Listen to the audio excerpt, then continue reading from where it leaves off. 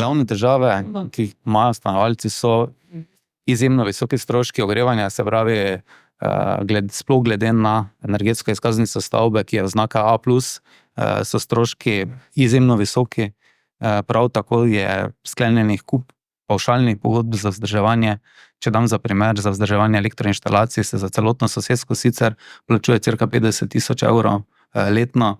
Noben ne pride preveriti, stanovanja plesnijo, prezračevanja ni, vlaga se nabira na vseh možnih straneh. Pač ne uspemo rešiti teh stvari, ni pa neke verige odgovornosti. Se pravi, mi objavimo reklamacijo, je v redu, ampak mi zdaj moramo to poslati upravniku, upravnik to pošle izvajalcu, izvajalec dela ima svoje podizvajalce, na koncu pridemo zdaj smo prišli do kontakta direktnega, se pravi Pongrada, in dobimo dostikrat odgovor, da upravnik sploh ni poslal tega, da prvi slišijo za to, stvari, ki stojijo 6 mesecev.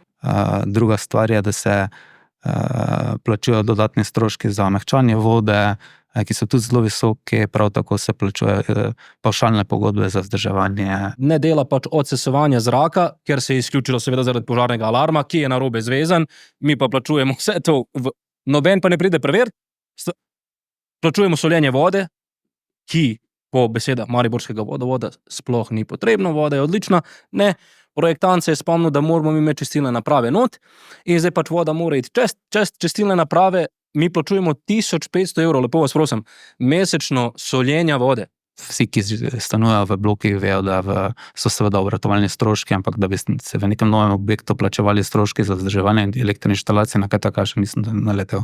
Ne deluje, protipožarni sistem, niso pravilno zvezane napeljave, prihaja do napačnih signalov, se pravi blok 6 zvoni v bloku 8, zvoni blok 6, blok 7, v bloku 6 in 7 ne zvoni, torej če bi dejansko nekdo zgorel, bi se to zgodilo. Plačujemo pa seveda pavšal, imamo 1500 evrov mesečno, primer, ne? Za 1500 evrov mesečno plačujemo podjetje, za požarno varnost. Za požarno, se pravi za vzdrževanje teh protipožarnih sistemov oziroma samo centrale. Stanovanjski sklad ima pojasnilo, da bi naj bile zahteve projektantov zaradi uveljavljanja garancije takšne, da je takšno vzdrževanje predvideno. Jaz dopuščam to možnost, je pa sigurno tako vzdrževanje daleč nadstandardno, bom rekel.